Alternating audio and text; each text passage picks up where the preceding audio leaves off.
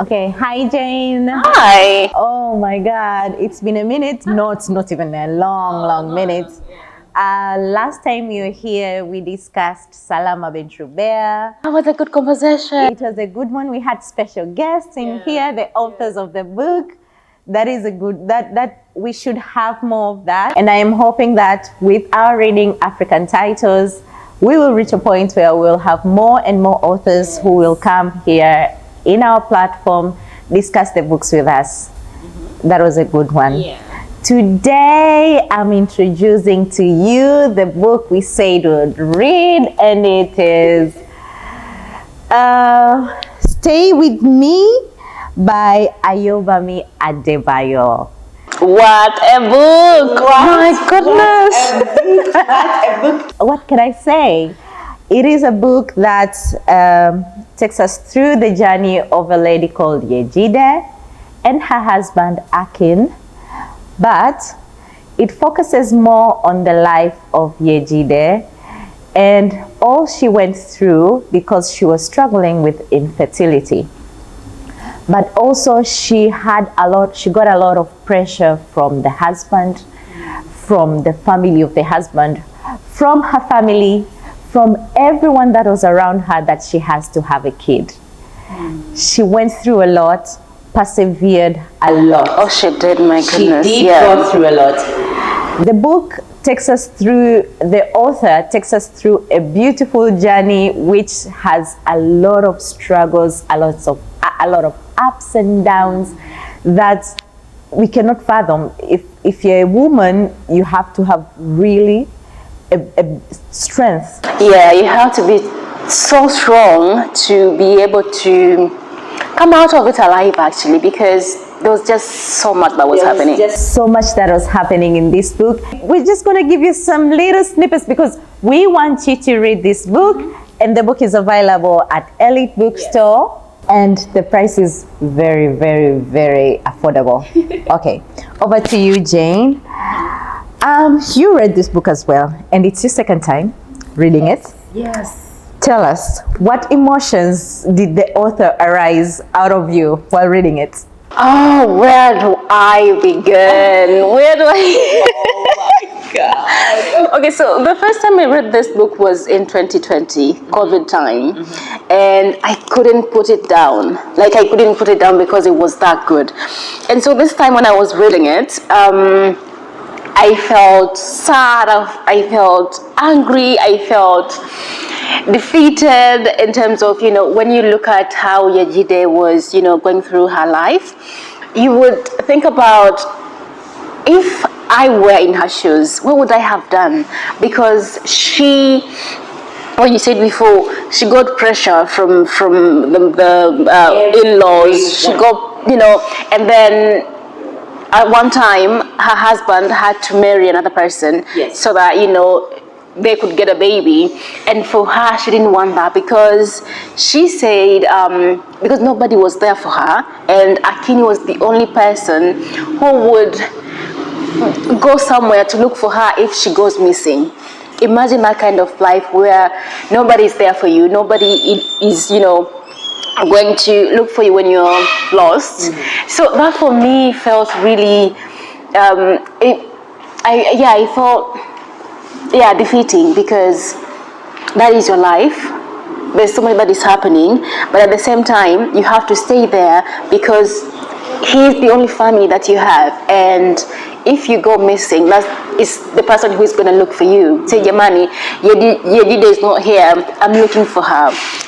So that goes to tell you that sometimes we stay in very bad place in life simply because nobody else is there. You're alone and you don't want to be alone. So for me, that was, So so I would say that the emotion that you felt was sadness. Everything, actually, like everything, because there's sadness, and then those times when I was happy, then sometimes when I was like, why are you doing that? Like, So for me, the emotion that arose out of me from the beginning of the book, I felt love, when it came, when as how I started the story of how Akin loved Yejide. Oh, he loved. Then I was like, oh, this is such a beautiful love. Like the man is there for you. The family is saying you need to have kids, and he was like, no, but I don't need to. So the emotions I felt, I felt love out of Akin. But then, as we progressed through the book, I came to find that that kind of love is, what is love? Love is testing. So I remember when Yejide said, love should test you, and I felt tested. Emotionally, it brought like anger. Honestly, from the beginning to the end of the book, what I felt, I would conclude my my emotion as anger. Anger is the emotion I felt from the beginning to the end, because there are moments you feel like you're happy for Yejide, and you're like, oh my God, she has someone who supports her. She has a husband who supports her, only to find out there's just, their marriage was built on a lie. It was built on a lie, and the love is so twisted. That is what I learned, like from the whole book, is love can be so twisted. Like someone's definition of what love is, and things they do for love, it made me angry. So for sure, what I would say the author arose out of me is a lot of anger and sadness, and I got a relief of some sort of happiness, but then just went back through the same emotion of feeling like, oh, when is the relief coming? When is the relief coming? When are we getting something else? When are we getting something else? And that is what I loved about the book. Exactly, because I feel like the author really was so clever in a way that you cannot tell what is going to happen next. And I felt like, because we got to hear from Yejide, and then we got to hear from Akin. So you get to see their two perspectives of, what is happening in their lives. And for me, that, I think that was clever, because sometimes you don't get to hear the other side of the story. So having that, I think that was really great. But because we're talking about emotions, I really want to talk about when it comes to infertility, usually it's the woman who is to blame. Yeah, people won't ask the man about, okay, so when are you having kids? Because they usually believe that a man cannot be, what's the word, barren or something. Yes, a man cannot be barren. Cannot, Yejide alikuwa, oh my God. Everybody was like, you need to have a baby. When are you having a baby? Why are you here? Go to pray, find a way for yourself. And I felt like that was really, that is so sad, because that is actually what is happening in real life. When it comes to, matatizo ya uzazi, usually it's the woman. And I think we need to come to a point where we can talk about infertility fairly, because it's not just a woman, it's also about a man's thing. There's a part that I really loved, and I want to read it out because I think it's important, and especially in marriages, because you feel like you want to be a good wife. And so you feel like, oh, because I want to be a good wife, so I don't want to ask questions, even when you know something is not right? Yes. So this part here, where she was telling herself, I told myself I was respecting my husband. I convinced myself that my silence meant I was a good wife. But the biggest lies are often the ones we tell ourselves. I bit my tongue because I did not want to ask questions. Exactly. Because, well, a good wife doesn't ask questions. They don't ask. A good wife doesn't question their husband. Yes. Why would you question your husband? He knows best. He's the man of the house. Yes. But at the same time, you're actually dying. Yes. Because you want to please your husband. Yes. But is your husband thinking about how you're feeling? Because we see how Akin, at some point, he wanted to hurt her simply because of his own shortcoming. Yes, his own shortcomings and his own anger, his own mistakes. Exactly. But he was trying to blame his wife for the mistakes that he made. Yeah. Yeah, so I think as women we are so conditioned to pleasing the man, but I think for a marriage or a relationship to work, a man and a woman have to respect each other, so that they get to a point where it hurts you to even think about hurting the other person. Yes. It should pain you to think about hurting your husband. It should pain you to hurt your wife. Exactly. The one who's you are one body now, since you're married. That's what the Bible says. Yeah. Yeah. So I think, but let's talk about the parts that we actually loved. Yeah, so for me, the part I loved the most in the book is at the ending, because when the book ends, I feel like Yejide gets a relief, and she gets the answers she has been looking for the whole book, because the whole book takes us through a very long roller coaster of pain, anger, pain, happiness, maybe a little bit smiling, just a little bit. Then the minute you're smiling, you're throwing the book out and saying, what the hell is this? What am I even reading? Oh my God. For me, the part I love the most is the end of the book. I love the emotions that it got out of me, because I say, oh, at least now. At least now. Although it is kind of sad, but it is. I felt a good emotion at the end. What about you? Well, for me, I feel like there's so many small parts that I loved, but also I think I loved how the author, she's very technical. I love how she has these short sentences that when you read, you're like, oh, okay, I love that. But also, you get some bits where she gives you some sort of relief. You're talking about the emotions and whatnot, but there are some parts where she's giving you a relief from whatever you're feeling at that particular moment.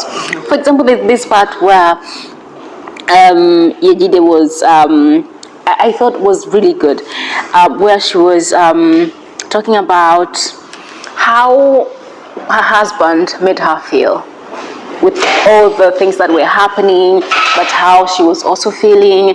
So I loved how the author gave her some sort of healing of some sort, where she said he would never admit it, but I felt his tears that day. They plastered my dress to my belly and validated my grief. I really love this part, because sometimes for you to heal whatever you're going through, you need somebody to tell you, I see you. I see your pain. I see your emotions. I might not understand them, but I see you, and I understand you in a way that you're right to feel however you're feeling. So you felt like Akin felt Yejide's emotions through the book. He couldn't admit in so many parts, because he is a man in the 1980s. So a man at that time cannot admit about how he's feeling, about his emotions, about the pain that he's going through as well. So for the author to give us just some bits of that, for me it felt like, somebody is seeing you, somebody is seeing your pain. And even now, if you're going through something and somebody tells you, I see you, I see your pain, I think it is so healing, kwamba I'm not alone. And so from there, you start to find healing for yourself. Yes. True. Love that. Very nice part. Apart from the emotions that we speak about, we went through the want to be being seen, the feeling of being seen. Love was described in a very huge way, to the extent that you fail to define love as yourself, because there's so much that you learn that what someone defines love is totally different from what the other defines. Exactly. What else did you see in the book that you can pinpoint? Not to spoil for us, but just to give us a gist. Okay. I think motherhood. Yes. I think the book will leave you thinking about what you know about being a mother, because the author says there's nobody like a mother, and I get that point because in so many ways you wouldn't understand a mother because simply you're not a mom. A woman who is a mother will do whatever it takes to make sure the kids are okay. And a mother would sometimes even stay where she doesn't want to stay simply because it makes her kids happy, or the kids okay when she's there. Yes. But also I think about how as a woman you would go through a lot to get the opportunity to be a mom, to be a mother. And I think for me that spoke to me in so many ways, because it made me think about my own mother, and I thought about how much she had to go through to make sure that my siblings and I were okay. So I thought about it, and then I thought about Yejide and how she kept going because she just wanted to experience that motherhood, but also to just see her kids happy. There was a time when she thought about a way to keep the kids safe, to return them in the womb so that they can stay okay. Yes, so that they can. So motherhood is such you're a mother, so I feel like you understand what I'm saying much better than I am. Yes. And maybe you can even talk about it much better than what I'm trying to express. You have expressed it exactly how it should be expressed, that motherhood is such a complicated and complex thing that once you're in it, you try to find relief for your family, for your kids, and you really want them to be at a position where they're happy, they're fine. Sometimes you stay in a marriage just so that you may make sure that they're living in a good way. But I wanted to read for you this part, page number 246. I remember when Mommy was giving the stories, to show how much the author portrayed motherhood was such an important thing in the community during that time, and now it is also seen as it's a very important thing. It says, Mummy often began each tale with a saying. For this story, she always started by saying, Olomo lo laye. Yes. He who has children owns the world. And when I was reading this part, I was like, oh my God. Of course, the author shows that being a mother is everything.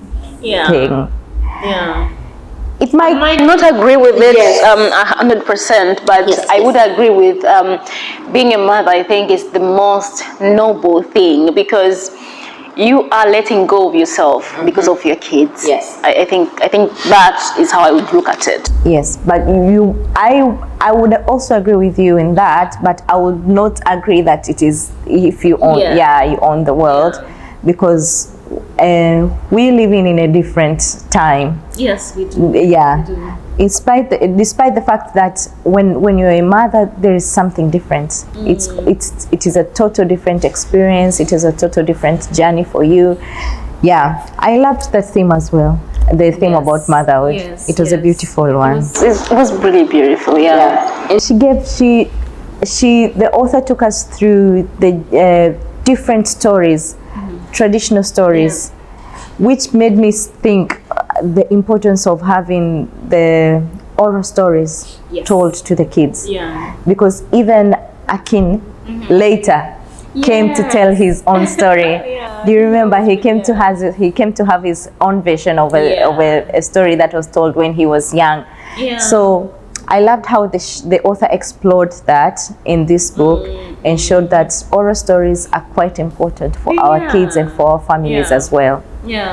Also, now that you have spoken about Akin in terms of, having his own stories, I really liked the relationship between Akin and his daughter.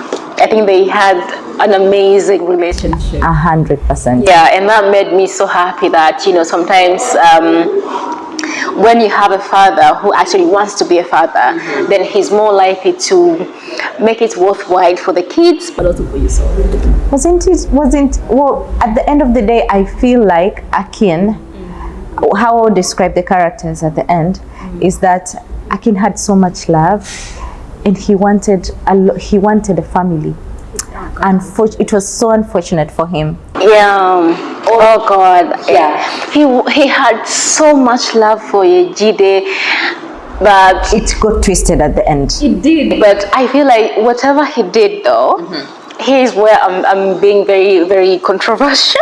Because whatever he did, I feel like it could be justified in so many ways. I said controversial, I didn't say. I'm sweating. I could see where he was coming from. Justify some of his actions because he had a lot of love. He really wanted a family. And infertility is quite a struggle for both the man and the woman. And the author really describes it from both perspectives and it gives us why somebody did this, why somebody did this. She tries to show us that maybe if you think about it, you can have compassion for this person. Exactly. Just like how she got to you, Jane. Yes. You're like, as much as I'm rooting for, like, I love Yejide with all my heart, but also I understand Akin. So I love Yejide as a character, but I have so much empathy for Akin. Yeah. Wonderful. Guys, and so how would you rate it? Okay. Oh, I left this part. So we were discussing earlier before even getting this on air that I am giving it 4 at least 3.5 to 4, and I'm rating this book 4 because the emotions that. Of course, an author is supposed to raise emotions out of you, and that's the perspective of the book. But I felt a lot of sadness, and it's because I felt a lot of sadness while reading it, and there was a point where I threw the book, literally. Because I remember when you texted, Jane, I'm so sad. Yeah, I texted Jane, I am sad. There's several messages I'm writing her. I'm like, I'm very sad because of this book. So I will give it a 4 out of 5. Okay. It's a good rating. It's a good rating, yeah? For me, it's a 5, but it's just a 5. It was a 5 then, it is a 5 now because I read it the second time and I still felt the same things. And it gave me a different perspective again in terms of